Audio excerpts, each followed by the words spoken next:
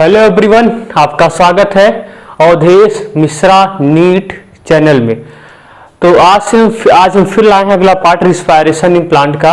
आज हम detail analysis करेंगे क्रेब्स साइकिल के बारे में। डिटेल एनालिसिस करने वाले हैं क्रेब्स साइकिल के बारे में। तो आपसे एक निवेदन है स्टार्ट करने से पहले कि आप लोग अपनी पढ़ाई को प्रॉपर सीक्वेंशियल पढ़ते जाइए। हम जैसे जैसे आपको कहते जा रहे हैं, अभी तो मान लो एक ही चैप्टर स्टार्ट हुआ है। जैसे ये चैप्टर स्टार्ट होता है तो जैसे ये चैप्टर फिनिश होता है तो अगला चैप्टर स्टार्ट होगा, जो भी हो सकता है स्टार्ट हो। तभी प्लांट फिजियोलॉजी का देखो पूरा काउंसाइज करके पढ़ाएंगे जितना आपके एनसीईआरटी में है। कुछ भी छूटेगा नहीं, कहीं भी नहीं छूटेगा, कोई पैराग्राफ नहीं छूटेगा एनसीईआरटी का। ये हमारा आपको भरोसेदार, ये मैं आपको भरोसा दिलाता हूँ। कोई भी छूटेगा नहीं, यहाँ से कुछ भी छूटेगा नहीं। एनसीईआरटी से बाहर भी होगा, वो भी हल्का कुछ ऐड करने के प्रयास करेंगे क्योंकि मोस्टली एनसीईआरटी को समझाने के लिए कुछ न कुछ चीज़ हमको ऐड करना ही पड़ेगा। तो आप लोग अच्छे से पढ़ते रहिए और बोर्ड का प्रिपरेशन भी करते रहिए, ठीक है। हम जैसे कहते हैं अगर आप उस ढंग से चले तो आपका बोर्ड एग्जाम में टॉप करेंगे, कन्फर्म है। जैसे मैं कहता हूँ उसे करो, टॉप करोगे कन्फर्म। हमारे लेक्चर को बखूबी फॉलो करोगे तो निश्चित रूप से टॉप करोगे, कहीं छूटेगा नहीं। कंटेंट में तो कोई कमी नहीं आएगी। आप कहीं मिला के देख लेना, किसी भी कोचिंग इंस्टीट्यूट से कहीं से भी मिला लेना, कहीं से भी मिला लेना, उनसे बेटर ही मिलेगा। उनसे बेटर ही हमारा नोट्स मिलेगा, उनसे कम नहीं मिलेगा, याद रखना। ऐसे हल्के मत लेना। उनसे चाहे केमिस्ट्री का नोट्स हो, चाहे हमारा बायो का नोट्स हो, उनसे बेटर ही मिलेगा। कोई भी नीट के एग्जाम के लिए बहुत ही ज़्यादा बेनिफिशियल होगा, और केमिस्ट्री तो जेईई के लिए भी बेनिफिशियल होगा, इतना पढ़ा दूंगा। आया तो बढ़िया से पढ़ाई करते रहो। 2022 आपके लिए ऐसा करो कि आपके लिए एक अपॉर्चुनिटी हो, आपके लिए 2022 एक रिस्पेक्टेबल समय हो, आपकी एक स्टेबिलिटी का समय हो 2022, ताकि आप 2022 में नीट एग्जाम को क्रैक कर सको। अभी देख लो, आप लोग सोच रहे होंगे कि टाइम बहुत ज़्यादा है। टाइम कुछ भी आपके पास नहीं बचा है। अगर आप नहीं पढ़ेंगे तो आगे जैसे ही जनवरी फरवरी आती ना, थोड़ा सा प्रेशर बढ़ जाता है और प्रेशर के चक्कर में पढ़ाई हो नहीं पाती है। तो पैनिक नहीं होना है और अच्छे से पढ़ाई करना है, बढ़िया से, ठीक है। और जहां भी सोते हो वहां पे लिख लो आई एम डॉक्टर, मैं डॉक्टर हूं। वही देखोगे तो आपके लिए मोटिवेशन सबसे अच्छा आएगा। डेली उसको देखते रहो और हम यहाँ से जो आपको बताते हैं वो चीज़ें फॉलो करते रहो। जैसे कहते हैं वैसे करो बढ़िया से। और बस यही है, अच्छे से पढ़ाई करते रहो, बढ़िया से बोर्ड का प्रिपरेशन भी करते रहो उसके साथ साथ, नीट के साथ साथ। और जितना कहता हूँ, जैसे ये टॉपिक फिनिश होता है आप लोग क्वेश्चन लगाना स्टार्ट कर देना। कुछ भी देखो, हो सकता है क्वेश्चन अभी से भी आप लगा सकते हैं, ऐसा नहीं है। जहाँ तक लगता है लगाइए और आगे जब पढ़ लेंगे तो पूरा लगाइए। तो स्टार्ट करते हैं। देखो स्टार्ट क्या है, ये तो चल नहीं रहा, तो स्टार्ट कहाँ से करें, अब करेंगे। तो देखो हम क्या पढ़ रहे थे, हम पढ़ रहे थे क्रेब्स साइकिल। क्या पढ़ रहे थे? क्रेब्स साइकिल पढ़ रहे थे, क्रेब्स साइकिल पढ़ रहे थे। तो क्रेब्स साइकिल, देखो क्रेब्स साइकिल को कहा जाता है सिट्रिक एसिड साइकिल। क्या कहा जाता है? Citric acid cycle. इसे कहा जाता है सिट्रिक एसिड साइकिल। और या इसे कहते हैं टीसीए साइकिल। टीसीए क्या कहते हैं? टीसीए मतलब TCA try carboxylic acid cycle. Try carboxylic acid cycle क्या कहते हैं? ट्राई कार्बोक्सिलिक एसिड साइकिल, या इसे टीसीए साइकिल कहते हैं, या इसे कहते हैं try carboxylic acid cycle. Citric acid क्यों कहते हैं? सिट्रिक एसिड इसलिए कहते हैं क्योंकि इसका जो पहला प्रोडक्ट बनता है वो सिट्रिक एसिड ही बन जाता है, इसलिए क्रेब्स साइकिल कहते हैं सिट्रिक एसिड साइकिल, क्योंकि पहला प्रोडक्ट इसका बनता है सिट्रिक एसिड ही बन जाता है, इसलिए इसे कहते हैं क्रेब्स साइकिल। आया समझ में? तो क्रेब्स साइकिल को कहते हैं try carboxylic acid. Citric acid क्यों कहते हैं? क्योंकि इसमें तीन एसिड का ग्रुप होता है, 3 एसिड का ग्रुप होता है, इसलिए कहते हैं सिट्रिक एसिड। आया समझ में? या इसे कहते हैं ट्राई कार्बोक्सिलिक एसिड। इसका देखो, इसका जो लोकेशन होता है ग्लाइकोलिसिस का, इसका लोकेशन कहाँ होता है? वही माइटोकॉन्ड्रिया के मैट्रिक्स में। कहाँ होता है? माइटोकॉन्ड्रिया की मैट्रिक्स में इसका लोकेशन होता है। माइटोकॉन्ड्रिया के मैट्रिक्स में इसका लोकेशन होता है। और इसमें वही सर, इसमें क्या, ये 8 स्टेप होता है। इसमें कितना होता है? 8 स्टेप होता है। 8 स्टेप में 8 एंजाइम पाए जाते हैं। क्या पाए जाते हैं? 8 एंजाइम पाया जाता है। और सारे के सारे एंजाइम कहाँ पाए जाते हैं? वही माइटोकॉन्ड्रिया के मैट्रिक्स में। माइटोकॉन्ड्रिया के मैट्रिक्स में सारे के सारे एंजाइम पाए जाएंगे, एक्सेप्ट एक को छोड़कर। एक्सेप्ट किसको छोड़कर? एक्सेप्ट किसको छोड़कर? सक्सिनेट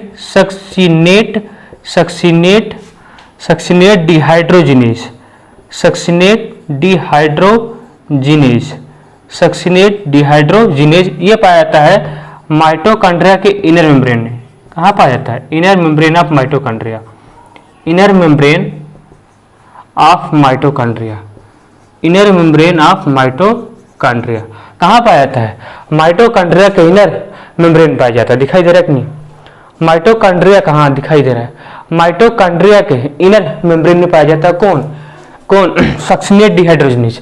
सक्सिनेट डिहाइड्रोजिनेज कहते हैं मार्कर एंजाइम। इसे क्या कहते हैं? इन्हें नोट कर लेना, मार्कर एंजाइम कहते हैं। क्या कहते हैं? इसको कहते हैं मार्कर एंजाइम। सक्सिनेट डिहाइड्रोजिनेज कहा जाता है मार्कर एंजाइम। क्या कहते हैं? Marker enzyme. और क्रेब्स साइकिल को सब देखो, क्रेब्स साइकिल की डिस्कवरी आपको स्टडी में दी नहीं है। इसकी डिस्कवरी हेंस क्रेब्स ने किया था। हेंस क्रेब्स एक साइंटिस्ट है, हेंस क्रेब्स। देखिए इसके साइकिल के अनुसार उनका नाम पड़ गया था हेंस क्रेब्स। तो ये ओवरऑल ये क्रेब्स साइकिल का ओवरऑल क्या है? व्यू है, जो इंट्रोडक्टिव पार्ट है जिसके बारे में आपको पता होना चाहिए। 8 स्टेप होता है, यानी 8 एंजाइम भी होता है। और सारे के सारे एंजाइम कहाँ पाए जाते हैं? माइटोकॉन्ड्रिया के मैट्रिक्स में। लेकिन एक ऐसा एंजाइम होता है जो कहाँ पाया जाता है? माइटोकॉन्ड्रिया के इनर मेम्ब्रेन में पाया जाता है। उसका नाम होता है सक्सिनेट डिहाइड्रोजिनेज। इसी को कहते हैं मार्कर एंजाइम। इतना नोट डाउन करो। फिर इसके आगे साइकिल देखो, इसके आगे बताते हैं साइकिल के बारे में। देखो हम बताते हैं लिंक रिएक्शन। तो लिंक रिएक्शन में क्या बताते हैं? लिंक रिएक्शन में जो ग्लाइकोलिसिस, देखो लिंक रिएक्शन क्या है? लिंक रिएक्शन एक इंटरमीडिएट है। लिंक रिएक्शन क्या है? लिंक रिएक्शन एक इंटरमीडिएट होता है। किसके बीच का? ग्लाइकोलिसिस और क्रेब्स साइकिल के बीच का क्या होता है? इंटरमीडिएट होता है। क्यों? देखो अगर सोचो पायरुविक एसिड से क्या बनाता है? एसिटिल कोएंजाइम किसमें यूज होता है? क्रेब्स साइकिल में। तो इंटरमीडिएट हुआ ना, मतलब उसमें भी यूज हुआ और इसमें भी यूज हुआ। तो एसिटिल कोएंजाइम, ऐसा कर सकते हो कि एसिटिल कोएंजाइम किसके बीच का इंटरमीडिएट है? या ना ग्लाइकोलिसिस और क्रेब्स साइकिल के बीच का इंटरमीडिएट क्या होता है? Acetyl coenzyme. अगर एसिटिल कोएंजाइम ऑप्शन में नहीं होगा तो क्या मार्क क्या होगे? Link reaction. उसमें लिंक रिएक्शन जरूर होगा, एक ही होगा। अगर दोनों होगा तब बोथ का ऑप्शन हो जाएगा ना। तो याद रखना, यही जो लिंक रिएक्शन होता है ये इंटरमीडिएट होता है। क्रेब्स साइकिल और ग्लाइकोलिसिस के बीच का इंटरमीडिएट होता है। या ऐसे पूछेगा एसिटिल कोएंजाइम जो होता है ये इंटरमीडिएट होता है। ये इंटरमीडिएट होता है किसके बीच का? क्रेब्स साइकिल और ग्लाइकोलिसिस के बीच का इंटरमीडिएट होता है। इतना नोट करो। फिर इसके साइकिल के बारे में चलते हैं। देखो इसका जो साइकिल है उस साइकिल को आप एक स्टेप को, जैसे आपने ग्लाइकोलिसिस को ऑलमोस्ट मेमोराइज कर लिया होगा उम्मीद करते हैं, तो वैसे आप इसको भी रटेंगे।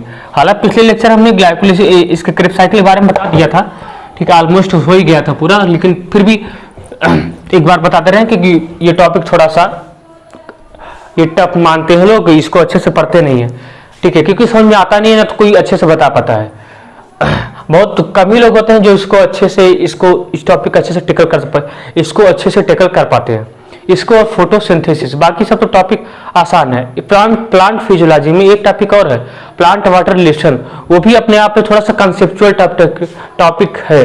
बाकी प्लांट ग्रोथ हार्मोन ये तो रटने वाला टॉपिक है, ठीक है। बाकी मिनरल न्यूट्रिशन ये भी उसी टाइप का टॉपिक है। ये सब आसान है, केवल टफ कौन सा है? रिस्पायरेशन, फोटोसिंथेसिस और प्लांट वाटर रिलेशन, यही थोड़ा सा कंसेप्चुअल है जो थोड़ा सा प्रॉब्लम होती है पढ़ने में, लेकिन हम पढ़ाएंगे तो प्रॉब्लम नहीं होगी, ध्यान देंगे। तो क्रेब्स साइकिल तो हुआ क्या था, जो ऑक्सैलो एसिटिक एसिड था, क्या ऑक्सैलो एसिटिक एसिड किससे मिलता है? ये कितने कार्बन का होता है? 4 कार्बन का। ये मिलता है एसिटिल को एंजाइम से। किससे मिलता है? एसिटिल को एंजाइम से मिलता है। किससे मिला? ऑक्जेलो एसिटिक एसिड किससे मिला? एसिटिल को एंजाइम से। ये कितने कार्बन का होता है? ये 2 कार्बन का होता है। ये क्या बना दिया? ये बनाया सिट्रिक एसिड। पहला प्रोडक्ट क्या बनाया? सिट्रिक एसिड बना दिया। सिट्रिक एसिड ये कितने कार्बन का होता है? 6 कार्बन। 4 2 6, 4 ये 2 6। Citric acid. सिट्रिक एसिड से क्या बना? सिट्रिक एसिड से क्या बना? सिट्रिक एसिड बन गया आइसोसिट्रिक एसिड। क्या बना था? आइसोसिट्रिक एसिड बना था। आइसोसिट्रिक एसिड यहां से एक H2O क्या था? निकल गया था ना, आइसोसिट्रिक एसिड। आइसोसिट्रिक एसिड से क्या हुआ? आइसोसिट्रिक एसिड से क्या बना? आइसोसिट्रिक एसिड बन गया ऑक्जेलोसक्सिनेट। क्या बन गया? ऑक्जेलोसक्सिनेट बन गया। ऑक्जेलोसक्सिनेट ध्यान देना। ऑक्जेलोसक्सिनेट में क्या हुआ? ऑक्जेलोसक्सिनेट में यहाँ पे क्या हुआ? यहाँ पे NAD प्लस किस में कन्वर्ट हुआ? NADH में कन्वर्ट हुआ। देखो ये वाला एरो वाला क्या है? ये ऑक्सीडेशन है। ये वाला क्या है? रिडक्शन है। रिडक्शन होगा जब भी हाइड्रोजन का एडिशन होता है तो क्या होता है? रिडक्शन होता है। जब भी हाइड्रोजन का एडिशन होता है तो क्या होता है? रिडक्शन होता है। लेकिन ये वाला क्या है? रिडक्शन होता है। देखो ETS में चेंज हो जाएगा जब हम इलेक्ट्रॉन ट्रांसपोर्ट सिस्टम पढ़ेंगे, जब हम लैक्टिक फर्मेंटेशन पढ़ेंगे, जब हम एल्कोहलिक फर्मेंटेशन पढ़ेंगे तो ये वाला साइन चेंज हो जाएगा। ETS क्या करता है? ETS lactic acid fermentation, alcoholic fermentation ये सब करते क्या है कि ये सब करते हैं NADH को ऑक्सीडाइज करते हैं NAD प्लस में, वहां पर उल्टा होता है। तो ये भी बातें ध्यान में रखना बहुत इंपॉर्टेंट होता है। ये भी बातें ध्यान में रखना। ऐसा भी क्वेश्चन बहुत ज्यादा पूछा जाता है। किसमें आया? ऑक्जेलोसक्सिनेट में। अभी कोई कार्बन निकला? अभी कोई कार्बन निकला? नहीं निकला। यानी ये भी कितने कार्बन का? 6 कार्बन। और ये भी कितने कार्बन का? 6 कार्बन। लेकिन अब यहां से देखो, यहां से क्या? यहां से कन्वर्ट होता है, यहां से एक CO2 निकल जाता है, यहां से एक CO2, यानी यहाँ पे डिकार्बोक्सिलेशन हुआ। डिकार्बोक्सिलेशन मतलब यहां से CO2 निकल गया तो ये बन जाता है क्या? अल्फा कीटोग्लूटरेट या अल्फा कीटोग्लूटेरिक एसिड। जो लिखना है लिखो alpha ketoglutarate, alpha ketoglutarate, glutarate, alpha ketoglutarate ना। ये अब ये कितने कार्बन का होता है? ये होता है 5 कार्बन का। क्यों? क्योंकि यहां से एक CO2 वाई, क्योंकि यहां से एक CO2 बाहर निकल गया, इसलिए कितने कार्बन का हो गया? 5 कार्बन। बहुत एग्जाम में क्या करते हैं, जो BHU का एंट्रेंस एग्जाम होता है वहां पे अल्फा कीटोग्लूटरेट का कार्बन ही पूछते हैं कितने कार्बन का है। यही कार्बन ही पूछ देते हैं कितने कार्बन का है। अल्फा कीटोग्लूटरेट कितने कार्बन का? तो 5 कार्बन का होता है। नीट में भी क्वेश्चन पहले आया करता था, आज के डेट में भी आ सकता है, कोई जरूरी नहीं है, क्योंकि आसान क्वेश्चन ही एग्जाम में गलत होते हैं, टफ नहीं, टफ तो हो जाते हैं। तो कोई जनरल होता क्या है कि आसान क्वेश्चन ही गलत होने के चांसेस बहुत ज्यादा होते हैं। आसान क्वेश्चन ही गलत होता है, कभी कभी टफ नहीं होता है। टफ तो हम लोग आसानी से कर जाते हैं। आयसन में तो अल्फा कीटोग्लूटरेट यहां से एक CO2 निकला, यानी यहाँ पे क्या हुआ? डिकार्बोक्सिलेशन। अब यहाँ पे देखो, यहाँ से क्या हुआ? यहाँ से फिर से क्या हुआ? यहाँ से कन्वर्ट हुआ, यहाँ से क्या ध्यान समझना, यहाँ से क्या हुआ? यहाँ से देखो एक NAD प्लस किसमें कन्वर्ट हुआ? NADH में ना। और यहाँ से क्या हुआ? एक CO2 बाहर निकल गया। तो क्या क्या बना? देखो क्या क्या, ध्यान सुनना। क्या यहां से बन गया? Succinyl coenzyme. क्या बना? Succinyl coenzyme. यहां से क्या बन गया? Succinyl coenzyme. आया समझ में? दिखाई दे रहा है कि नहीं? यहां से क्या बन गया? Succinyl coenzyme. हाँ ठीक है, दिखाई दे रहा है। Succinyl coenzyme. अब ये कितने कार्बन का है? ये 4 कार्बन का है। सक्सिनिल कोएंजाइम कितने कार्बन का? 4 कार्बन। देखो यहाँ पे क्या अल्फा कीटोग्लूटरेट किसमें कन्वर्ट हुआ? सक्सिनिल कोएंजाइम में। ये स्टेप ऑक्सीडेशन, ये वाला रिडक्शन, क्योंकि यहाँ पे हाइड्रोजन का एडिशन, इसे बोलते हैं ऑक्सीडेटिव डिकार्बोक्सिलेशन। ऑक्सीडेटिव डिकार्बोक्सिलेशन इसलिए बोलते हैं क्योंकि ऑक्सीडेशन भी हो रहा है और डिकार्बोक्सिलेशन भी हो रहा है। डिकार्बोक्सिलेशन मतलब CO2 निकल भी रहा है, और ऑक्सीडेशन मतलब ऑक्सीडेशन भी हो रहा है। ये वाला स्टेप क्या? रिडक्शन है। ये वाला क्या? ऑक्सीडेशन है। अब यहां से देखो क्या है? सक्सिनिल कोएंजाइम से ये कन्वर्ट होता है सक्सिनिक एसिड में। किसमें? सक्सिनिक एसिड में। अब सॉरी भाई, सक्सिनिक एसिड में। अब ये कितने कार्बन का होता है? ये भी अभी भी कितना होगा? 4 कार्बन। 4 कार्बन, क्योंकि यहाँ पे कुछ निकलता नहीं, यहाँ पे क्यों, यहाँ पे क्या होता है, यहाँ पे केवल यहाँ पे क्या होता है, एक जेडीपी किसमें कन्वर्ट, जेटीपी में कन्वर्ट होता है, यानी ग्वानोसिन डाइफॉस्फेट किसमें कन्वर्ट होता है, ग्वानोसिन ट्राइफॉस्फेट में। ग्वानोसिन डाइफॉस्फेट किसमें कन्वर्ट होता है, ग्वानोसिन ट्राइफॉस्फेट में।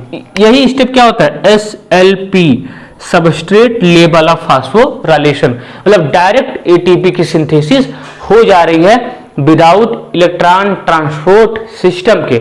अगर बिना इलेक्ट्रॉन ट्रांसपोर्ट सिस्टम के डायरेक्ट एटीपी का सिंथेसिस हो जा रहा है, उसी को बोलते हैं substrate level of phosphorylation. Guanosine diphosphate किसमें कन्वर्ट, ग्वानोसिन ट्राइफॉस्फेट, और जो जेटीपी होता है ये भी एक एटीपी का ही रूप होता है, यानी इसे हम एटीपी बोल सकते हैं, इसे हम एटीपी बोल सकते हैं, ग्वानोसिन ट्राइफॉस्फेट या एडेनोसिन ट्राइफॉस्फेट। आया, अब देखो ये भी 4 कार्बन का। अब सक्सिनिक एसिड से क्या होता है, ये किसमें कन्वर्ट, ये चेंज होता है फ्यूमेरिक एसिड में, किसमें, फ्यूमेरिक एसिड में, फ्यूमेरिक एसिड में। यहां से क्या होता है, यहां से फिर क्या होगा, ये भी कितने कार्बन का, ये भी 4 कार्बन का। यहां से क्या होता है, यहां से फिर वही काम होगा, क्या, यहां से फिर वही काम होता है, क्या होता है, यहां से फिर वही काम होता है कि यहां से FAD प्लस किसमें कन्वर्ट हुआ, FADH में, यानी ये वाला स्टेप ऑक्सीडेशन, ये वाला स्टेप रिडक्शन FADH में, ठीक है। FAD और कुछ नहीं हुआ, केवल इतना काम हुआ। अब फ्यूमेरिक एसिड से ये चेंज होता है मैलिक एसिड में, किसमें, ये चेंज होता है मैलिक एसिड में, मैलिक एसिड में। यहां से कुछ नहीं होता, यहां से केवल, यहां से कुछ नहीं होता, यहां से केवल वाटर मॉलिक्यूल हट जाता है, वाटर मॉलिक्यूल। अब फिर से मैलिक एसिड से क्या होता है, मैलिक, ये भी कितने कार्बन का है, 4 कार्बन का, ठीक है। मैलिक एसिड से कन्वर्ट होता है किसमें, यहां से फिर क्या होता है, यहां से फिर वही होगा NAD प्लस किसमें कन्वर्ट होगा, NADH में, NADH। देख रहे हो, जहां से साइकिल स्टार्ट हुई थी, ये क्या है, ये क्रेब्स साइकिल है, क्रेब्स साइकिल है, क्या है, क्रेब्स साइकिल। जहां से साइकिल स्टार्ट हुई थी वहीं पे जाके एंड हो गई। मतलब जहां से, अरे साइकिल तो यही होती है ना कि जहां से चलो वहीं पे पहुंच जाओ, साइकिल तो यही होती है ना, और कुछ होता है, और कुछ, अरे यार घर से स्कूल जाते हो, स्कूल से घर आते हो, यही तो साइकिल है, ठीक है। साइकिल का मतलब होता है कि जहां से आप चले थे हमको वहीं पे पहुंच जाना है, तो यही तो साइकिल है, ठीक है, यही तो साइकिल है, हम जहां से चले वहीं पे पहुंच गए, ठीक है। ये तुम्हारा होता है क्रेब्स साइकिल। इतना आर्ट रोटर दिखाई दे रहा है कि नहीं, उससे तो पूरा दिखाई दे रहा है, हाँ ठीक दे रहा है, कुछ छूटा नहीं। देखो एक बार और देख लेते हैं, हाँ ठीक है। देखो साइकिल तो, जैसे क्रेब्स साइकिल की यही तो होती है, क्रेब्स साइकिल यही नहीं कि जहां से चले वहीं पर खत्म हो जाए, ठीक है। आवाज सुन में, तो एक बार फिर से देख लो क्या क्या हुआ। देखो हुआ क्या कि ऑक्जेलोएसिटिक एसिड एसिटिल कोएंजाइम से मिला, इंटरलिंक रिएक्शन से आया, मिला, क्या बना, सिट्रिक एसिड। सिट्रिक एसिड इसका पहला प्रोडक्ट बन रहा है, इसलिए इस क्रेब्स साइकिल कहते हैं citric acid cycle. Citric acid से क्या हुआ, एक H2O बाहर निकल गया, यहां से बन गया आइसोसिट्रिक एसिड, यहां से कुछ निकला नहीं, इसलिए ये भी 6 कार्बन का ही रहा। फिर आइसोसिट्रिक एसिड से किसमें कन्वर्ट हुआ, ऑक्जेलोसक्सिनेट में। ऑक्जेलोसक्सिनेट से यहाँ पे क्या होता है, ये वाला स्टेप ऑक्सीडेशन, ये वाला स्टेप रिडक्शन, यहाँ पे NAD प्लस किसमें कन्वर्ट होता है, NADH में। फिर से ऑक्जेलोसक्सिनेट एक CO2 को बाहर निकालता है, किसमें कन्वर्ट होता है, अल्फा कीटोग्लूटारेट में। अल्फा कीटोग्लूटारेट कितने कार्बन का होता है, 5 कार्बन, क्योंकि यहाँ पे एक CO2 बाहर निकल गया, सबका लॉजिकली रीजन है, ठीक है। यहां से 1 कार्बन निकल गया, इसलिए कि ये कितने कार्बन को हुआ, 5 कार्बन का। फिर से देखो यहाँ पे, यानी यहाँ पे क्यों, यहाँ पे डीकार्बोक्सिलेशन हुआ, डीकार्बोक्सिलेशन। यहाँ पे देखो फिर से अल्फा कीटोग्लूटारेट क्या करता है, एक NAD प्लस NADH में कन्वर्ट होता है, यहाँ से एक CO2 बाहर निकलता है, किसमें कन्वर्ट हुआ, सक्सिनिल कोएंजाइम में, सक्सिनिल कोएंजाइम। इसलिए इस स्टेप को बोलते हैं ऑक्सीडेटिव डीकार्बोक्सिलेशन। क्यों बोलते हैं, क्योंकि यहाँ पे ऑक्सीडेशन भी हो रहा है और क्या हो रहा है, डीकार्बोक्सिलेशन भी हो रहा है, क्योंकि यहाँ पे CO2 निकल भी रहा है। फिर सक्सिनिल कोएंजाइम क्या करता है, एक जेटीपी में कन्वर्ट होता है, और जेटीपी क्या होता है, एटीपी का रूप होता है। इसी स्टेप को बोलते हैं सबस्ट्रेट लेवल ऑफ फास्फोराइलेशन बोलते हैं। आया समझ में, ये किसमें कन्वर्ट हुआ, सक्सिनिक एसिड में। फिर से सक्सिनिक एसिड किसमें कन्वर्ट हुआ, सक्सिनिक एसिड किसमें कन्वर्ट हुआ, फ्यूमेरिक एसिड में, किसमें, FAD प्लस किसमें कन्वर्ट, FADH में। फिर से फ्यूमेरिक एसिड एक वाटर मॉलिक्यूल बाहर निकालता है किसमें, मैलिक एसिड में। फिर से मैलिक एसिड क्या करता है, ऑक्जेलिक एसिड में कन्वर्ट, ऑक्जेलिक एसिटिक एसिड में कन्वर्ट हो जाता है। यहां से फिर से NAD+ किसमें कन्वर्ट हुआ, NADH में आया। तो ये आपका ओवरऑल क्या था, क्रिप्स साइकिल था, क्रिप्स साइकिल। अगर नहीं याद होता तो इसका हम अगले लेक्चर में इसका ट्रिक भी बता देंगे कैसे याद करना है, ठीक है। अगले लेक्चर में इसका हम ट्रिक भी बता देंगे कैसे याद रखना, उसे प्रयास करो यार।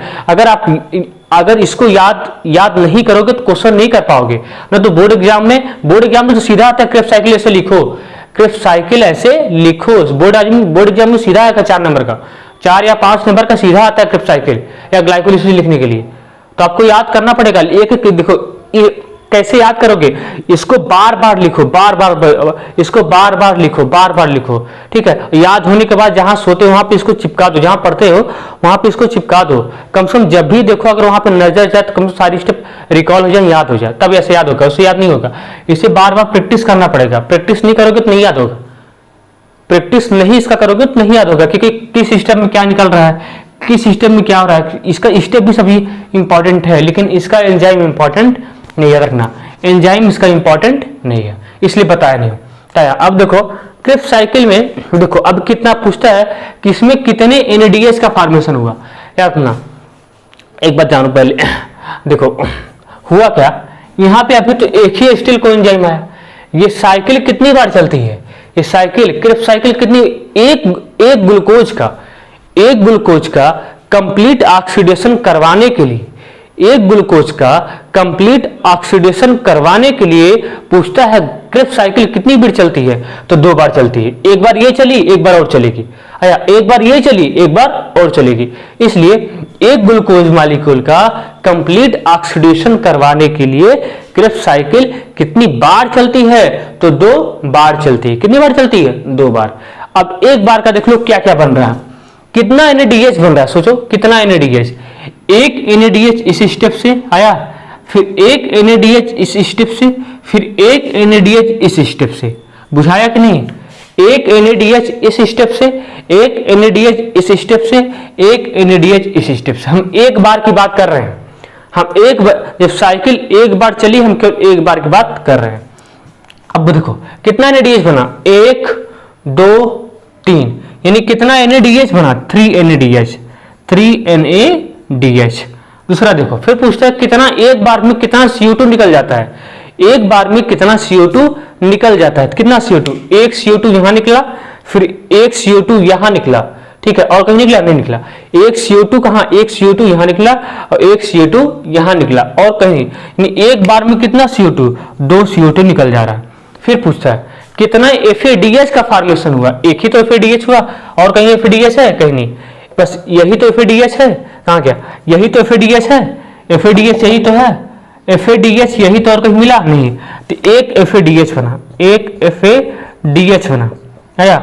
बस आपको यही याद रखना है, क्या, यही एक FADH। और एक और याद रखना है, बता रहा हूं, एक और पूछता है कि देखो नीट 2020 में पूछ लिया था कि ग्लाइकोलिसिस में, सॉरी क्रिप्स साइकिल में एक बार, जब क्रिप्स साइकिल एक बार चलती है तो उसमें कितने SLP का फॉर्मेशन होता है, यानी सबस्ट्रेट लेवल ऑफ फॉस्फोराइलेशन कितना बनता है। उसमें ऑप्शन दिया था 1 2 3 4, ऐसे 4 ऑप्शन थे। तो उसमें एक ही ATP बनती है, एक बार होता है। क्यों, देखो SLP तो एक ही, जब साइकिल एक बार चली तो एक ही बार तो SLP बना, एक ही बार तो SLP ना, इसलिए एक ही काउंट होगा एक बार में, कितना, एक है। यानी यहाँ पे क्या होता है, एक सबस्ट्रेट लेवल ऑफ फास्फोराइलेशन होता है, मतलब एक JTP बनता है, मतलब ATP बनता है। आया, तो याद रखना, एक जब क्रिप्स साइकिल एक बार चलती है तो क्या क्या बना, 3 NADH, एक FADH, 2 CO2, एक JTP। बस आपको यही याद रखना, एग्जाम में ऑन द स्पॉट यही आता है, एग्जाम में तुरंत यही क्वेश्चन आ जाता है। ये तो साइकिल याद होनी ही चाहिए, ये साइकिल याद होनी, ये तो जिसका निचोड़ है हमको क्या क्या मिला, ये साइकिल तो आपको याद होनी ही चाहिए। क्या क्या, तो यहां से क्या क्या मिला हमको, 3 NADH मिला, और क्या मिला, एक FADH मिला, और क्या मिला, एक JTP मिला, सबस्ट्रेट लेवल ऑफ फास्फोराइलेशन, और 2 CO2। यानी एक ग्लूकोज का कंप्लीट ऑक्सीडेशन करवाने के लिए हमको कितने 3 NADH, एक FADH, 2 CO2, एक JTP मिला। आया, 3 NADH, एक FADH, 2 CO2 1 GTP, एक ग्लूकोज का कंप्लीट ऑक्सीडेशन करवाने के लिए। आया, ये कंप्लीट ऑक्सीडेशन, जब भी CO2 निकलता है तो कंप्लीट ऑक्सीडेशन होता है, जब भी CO2 नहीं निकलता है तो इनकम्प्लीट ऑक्सीडेशन होता है, पार्शियल ऑक्सीडेशन होता है। जैसे ग्लाइकोलिसिस क्या था, पार्शियल ऑक्सीडेशन था। क्रेब्स साइकिल क्या है, कंप्लीट ऑक्सीडेशन है। लिंक रिएक्शन क्या है, कंप्लीट ऑक्सीडेशन है। आया, कैसे होता है आगे बस जहां पे CO2 निकला वो होता है कंप्लीट ऑक्सीडेशन। आया, तो इतना समझ में आ गया हो, इतना या तो स्क्रीनशॉट लो या तो नोट डाउन करो, जो करना चाहो करो। फिर इसका टोटल ATP काउंट बनाते हैं, लेकिन ये अपना एक ग्लूकोज का कंप्लीट ऑक्सीडेशन करवाने के लिए कितनी बार साइकिल चलती है, क्रेब्स साइकिल 2-2 बार। एक बार में कितने का फॉर्मेशन होता है, 3 NADH, 1 FADH, 2 CO2 1 GTP।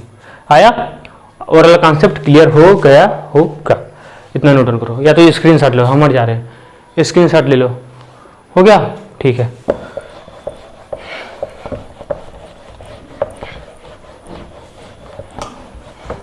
अब इसके बाद देखो स्टार्ट होगा ETS, इलेक्ट्रॉन ट्रांसपोर्ट सिस्टम। अब दोबारा यही चीजें नहीं बताएंगे, क्रेब्स साइकिल बताते रहेंगे, ठीक है। यही देखो, अब ये 2 लेक्चर से चलता आ रहा है, कल भी आया था आज भी आ रहा है, तो मतलब क्या, यही चीज बार बार बताने का, इससे बढ़िया है पीछे लेक्चर करके देख ही लो, उसमें अच्छे से नहीं हो पाया था, इसलिए इसको अच्छे बताने। देखो क्रेब्स साइकिल में हुआ क्या, क्रेब्स साइकिल में इतना याद रखना, क्रेब्स साइकिल में हुआ क्या, क्रेब्स साइकिल में क्या क्या बना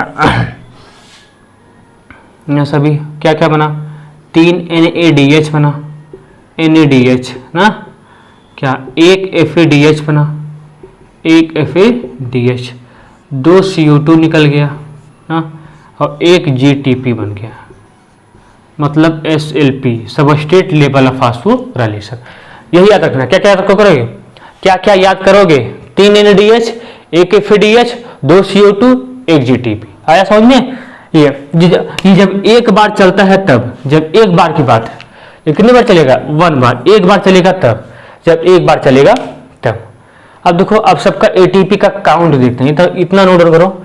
अब ATP का सबका काउंट देखते हैं, ATP का सबका काउंट देखते हैं, ठीक हो गया, देखते हैं ATP का सबका काउंट देख लो, ATP का सबका काउंट देखते हैं, फिर चलते हैं घर पे।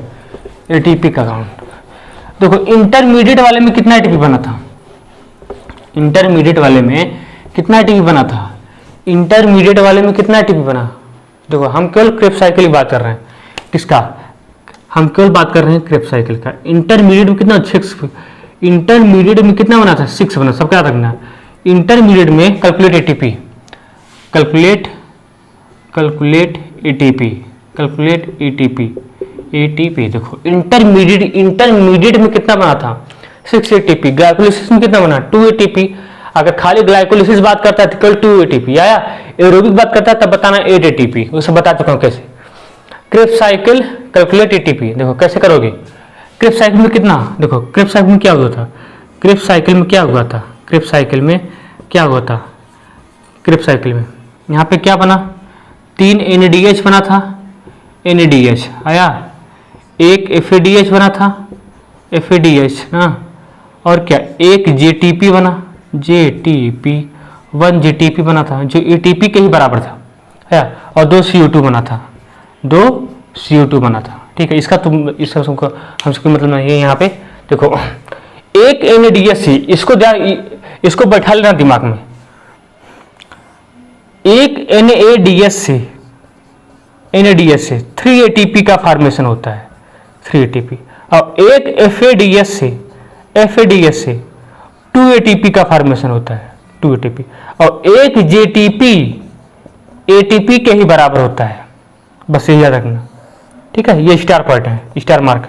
क्या 1 NADH से, जो कि नीट एग्जाम में आया था, ठीक है, 1 NADH से, ये नीट एग्जाम 21 में आया हुआ, नीट 21 में आया हुआ था। देखो 1 NADH से कितने ATP का फॉर्मेशन होता है, 3 ATP।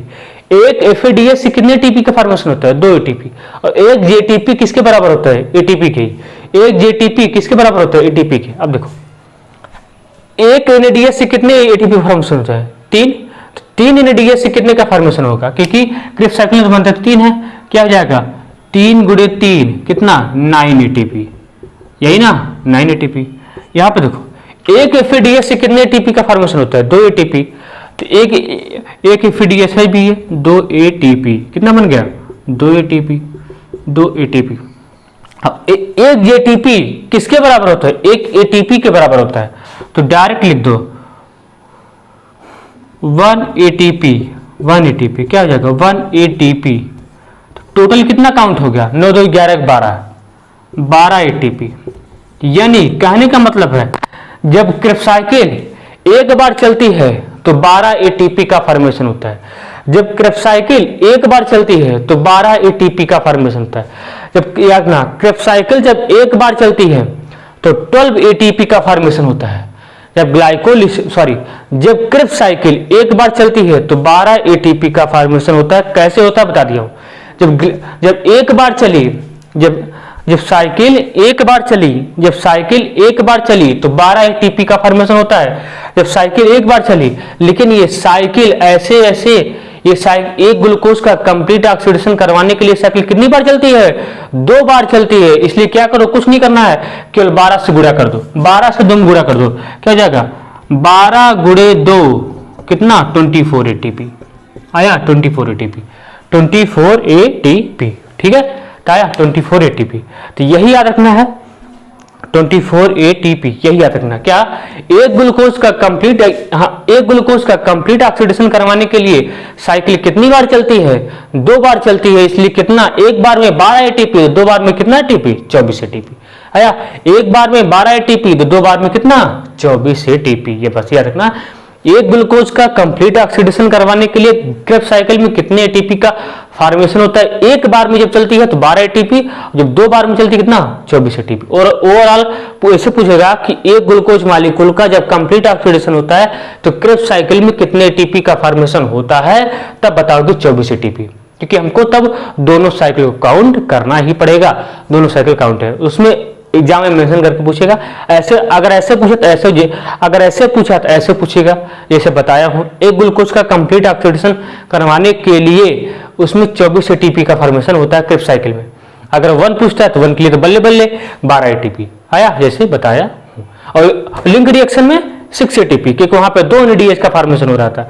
लिंक रिएक्शन में 2 एनएडीएच का फॉर्मेशन हो रहा था।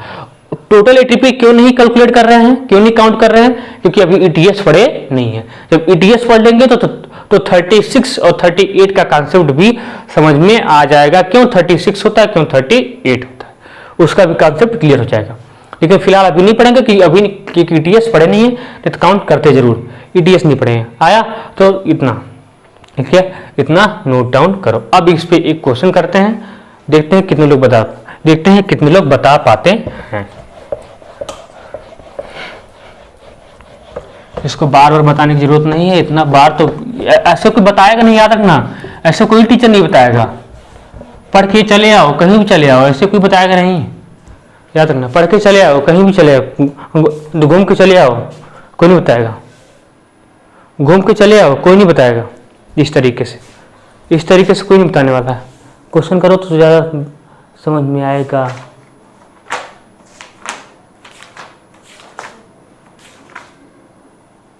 छोड़ो, अभी क्वेश्चन किए नहीं तो क्वेश्चन क्या करोगे। अच्छा एक क्वेश्चन करो ये।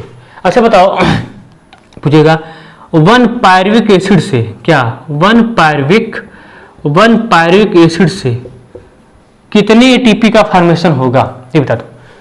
अगर एक पायरुविक एसिड हम लेके चल रहे हैं तो कितने एटीपी का फॉर्मेशन होगा टोटल, सब मिला के, Krebs cycle, link reaction, glycolysis सब मिला के कितने एटीपी का फॉर्मेशन होगा, बताओ कितने एटीपी। देखो जब भी ऐसा क्वेश्चन आया ना, ऐसा क्वेश्चन जरूर आता है, ऐसा क्वेश्चन हर बार आता है, जरूर आता है ऐसा क्वेश्चन।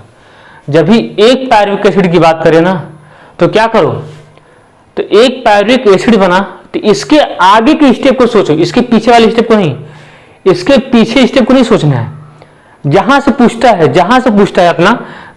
पूछता है आपको उसके आगे सोचना है।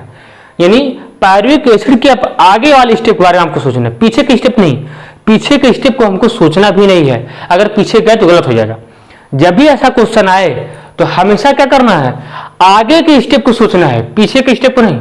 आगे की स्टेप की कि पायरुविक एसिड के आगे हुआ क्या, पायरुविक एसिड के स्टेप के आगे हुआ क्या। देखो क्या हुआ, एक पायरुविक एसिड है ना, ये पायरुविक एसिड किस में कन्वर्ट हुआ था, स्टील कोएंजाइम में, स्टील कोएंजाइम में ना।